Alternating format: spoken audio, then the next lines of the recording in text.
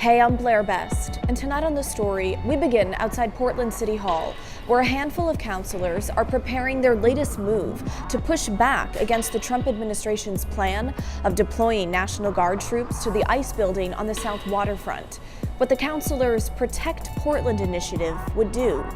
It's our big story tonight. But before we get to that, let's take a live look at the ICE building in South Portland tonight.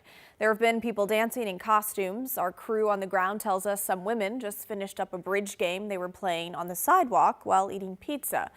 Federal agents recently came out with a ladder, we're told, not sure what for, while Portland police officers monitor from a distance. We'll keep an eye on things. Wednesday night, 4 Portland City Councilors will introduce the Protect Portland initiative. It's a resolution that will, quote, act as a safeguard for Portlanders targeted by the Trump administration's aggressive federal overreach. It's the latest attempt by Portland City Council to push back against the Trump administration's plan to deploy National Guard troops to federal buildings in Portland, specifically that ICE building. Now, this resolution is modeled off the Protect Chicago executive order, which Chicago's mayor signed in late August. That one aims to promote the well-being of communities and to, quote, safeguard their rights in response to threats arising from federal actions and inactions. Today, I talked with one of the councilors behind Portland's version of that idea, Council President Ilana Pertolgini. A lot of councilors have been looking at different ways that we can meet this moment for our community and make sure that we are responding to the continuous attacks from the Trump administration. Well, right now we have a federal government that seems hell-bent on singling Portland out to advance their agenda. We see that in increased immigration enforcement. We see that in the threats of National Guard coming into our city. We see that in the very aggressive stance that federal agents have been taking with protesters at the ICE facility. Portland, of course, has had folks protesting that ICE facility for years, and it's only in more recent months that we've seen that very aggressive stance by federal agents. All right, here's the nitty-gritty of what the Protect Portland initiative would do. It would find out how the federal government is enforcing its policies and if they are surveilling Portlanders. Create a rapid response plan for immigration raids, including extending sanctuary policies to city contractors. New guidelines for the Portland Police Bureau to strengthen its separation from federal immigration enforcement. Because Oregon is a sanctuary state, local law enforcement cannot assist federal immigration efforts. Now, another provision is making a process for investigating potential crimes by impersonators of ICE agents. All new city contractors must go through training on city sanctuary policies and prohibit them from sharing people's personal data with federal agents. And it would create a Protect Portland information hub with updates, resources, and outreach surrounding the impacts of federal immigration activity. There's a lot of work that councilors are doing right now to ensure we can meet this moment. This is a long game. We don't expect the Trump administration to turn their attention away from Portland for a while here. The Protect Portland initiative could come with a price tag. Things like staff training and the information hub will cost money to implement, though it's unclear how much. Now, you'll hear the council president say the administration. In this case, she means the mayor's office. So resolutions don't have budget authority attached to them. The administration has looked at this, hasn't pushed back on any of the pieces that are currently in there. Now, many Portlanders have already submitted written testimony on this idea, the majority supporting the resolution, but some want to see some changes made. One person wants a minimum of 10 Portland police officers outside the ICE building every day. Another wants to know exactly how much this resolution will cost. Andy Smith, who lives near the ICE building, wrote in part, "Our neighborhood has already been disrupted by the additional federal presence. We are kept awake by circling Blackhawks, for example.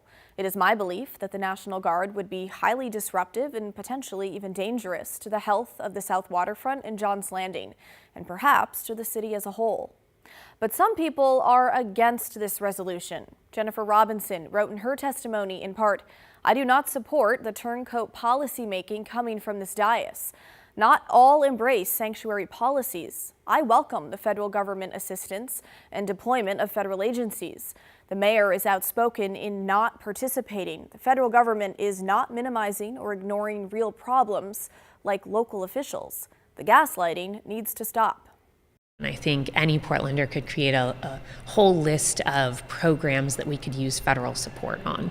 Let's get federal support creating more affordable housing. Let's get federal support to make sure that we can complete our transportation projects. What we haven't asked for is federal support in the form of National Guard at the ICE building, which is a single building within our city, to add more enforcement to a location where the federal government is already trying to incite a narrative that they want that doesn't actually exist in Portland right now. City Council Vice President Tiffany Koyama Lane, a co-sponsor of the resolution, told us today, "I want to remind us all that while we work hard to protect Portland in every way possible, we must not lose sight of what's at stake here. We are fighting to defend democracy for ourselves, our entire state, and our entire country." Okay, again, the Protect Portland initiative will be introduced to the full City Council tomorrow. A vote could happen then on whether or not to approve it. Portland believes it has the support to pass. We'll keep an eye on it. But first, we want to hear from you. What do you think about this resolution?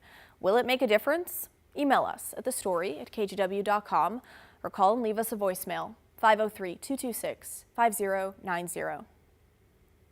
Now, moves by the city like that initiative bring up an interesting argument. At its core, the idea is basically that the city is not doing enough to help protect the area around the federal ICE building and is sort of poking the bear, if you will, of the federal government with policies that some argue hamper the feds from doing their job.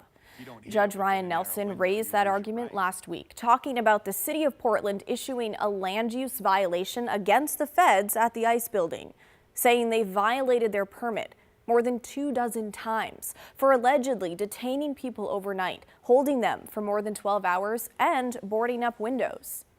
I'm just perplexed, and I think Judge Beatty may have referenced this. So they reopen the building, they board the windows for protection. And what does the city of Portland do? They issue a zoning violation. Are you defending issuing a zoning violation, telling them to take off the boards that were put up to respond to protesters? Do you think that that was maybe ill-advised? Okay, as far as where that violation process stands, it's currently in administrative review, and there's no timeline on when a decision could be made to determine what happens next. But I asked Council President Ilana Prittle-Guiney about all this today, particularly about the ICE building's boarded windows, and if the city has done enough to help protect the building, and how that may have played into the president's decision to try and send troops here. We haven't seen that type of vandalism at the ICE facility for a number of months now. And frankly, the president wasn't threatening this type of enforcement when that was happening. So I don't think these two things are related at all.